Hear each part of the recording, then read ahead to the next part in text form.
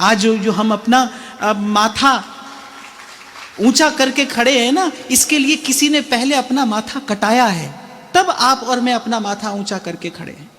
और मैं तो सरकार से भी ये बात कहना चाहूँगा, इस माध्यम से कहना चाहूँगा, हो सके तो आप ही इस वीडियो को दूर तक पहुँचाना। और मैं तो यहाँ से सब संत चरणों में भी ये विनती करता हूँ, प्रणिपात पूर्वक ये निवेदन करता हूँ कि जब जब धर्म की हानि हुई है, तब तब संतों के पुण्य प्रताप ने, भजन प्रताप ने ही धर्म की रक्षा की है। और आज भी ऐसा ही अवसर है। और मैं तो केवल इसलिए बोल रहा हूँ, मैं ये नहीं जानता हूँ कि मेरी बात बोलने से कोई लाभ होगा, कितना होगा और होगा भी कि नहीं होगा, पर मैं तो इसलिए बोल रहा हूँ कि मैं मौन रहने का अपराध नहीं कर सकता। मैं देख कर भी इस पाप में, इस अपराध में भागीदार नहीं बन सकता, हिस्सेदार नहीं बन सकता, और नहीं बनूंगा। और आप भी हो सके तो सोशल मीडिया से चिपके रहते हैं आप और मैं दिन रात, तो सोशल मीडिया का सदुपयोग करिए और कम से कम अपने अपने शब्दों में ऐसे घृणित कार्य का विरोध तो जरूर व्यक्त करना चाहिए। जो ये लोग कर रहे हैं, ये लोग वास्तविक देशद्रोही हैं। राम और कृष्ण का अपमान करने वाले इस देश के सुहृद नहीं हो सकते, इस देश के शुभ चिंतक नहीं हो सकते। आपके घर में रहते हैं, घर में भी एक कक्ष और दूसरे कक्ष के बीच में जो दीवार होती है ना, माता पिता और बेटा और बहू के कक्ष के बीच में जो दीवार है ना, वो दीवार कुछ और नहीं है, मर्यादा की रेखा है, जिसका दोनों को पालन करना चाहिए। आप और मैं स्वतंत्र हैं और स्वतंत्र रहें, लेकिन स्वतंत्र होने के साथ साथ मर्यादा की रेखा का पालन करना भी आवश्यक है। जो नहीं करता वो अपराधियों से दंड दिया जाना चाहिए। अवसर आया तो मैंने बोल दिया, व्यासपीठ के माध्यम से मैं ये बात बोल रहा हूं, और आप प्रयास करना ये बात दूर तक जाए,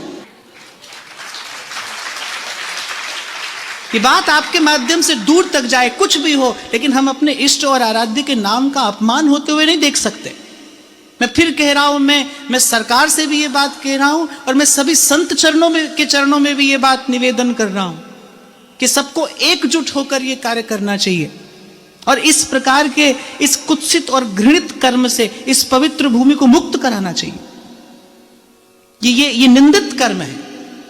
और मैंने कहा ना भाई, मैंने तो बोल दिया, और मुझे नहीं पता इससे कोई लाभ होगा कि नहीं होगा, लेकिन जैसे द्रौपदी के अपमान के समय भीष्म पितामह समर्थ होते हुए भी मौन रहे थे ना, और श्री कृष्ण ने कहा कि आपसे मुझे एक ही बात की शिकायत है कि आप समर्थ होते हुए भी मौन रहे।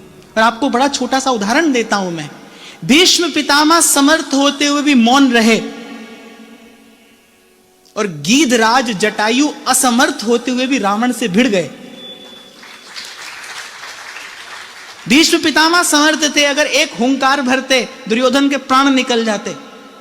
भीष्म पितामह समर्थ होते हुए भी मौन रहे, और गीधराज जटायु असमर्थ होते हुए भी रावण से भिड़ गए। परिणाम क्या आया?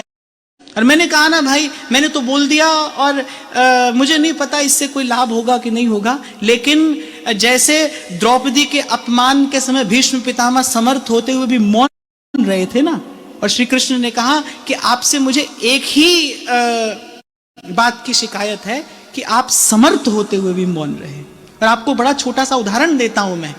भीष्म पितामह समर्थ होते हुए भी मौन रहे, और गीधराज जटायु असमर्थ होते हुए भी रावण से भिड़ गए।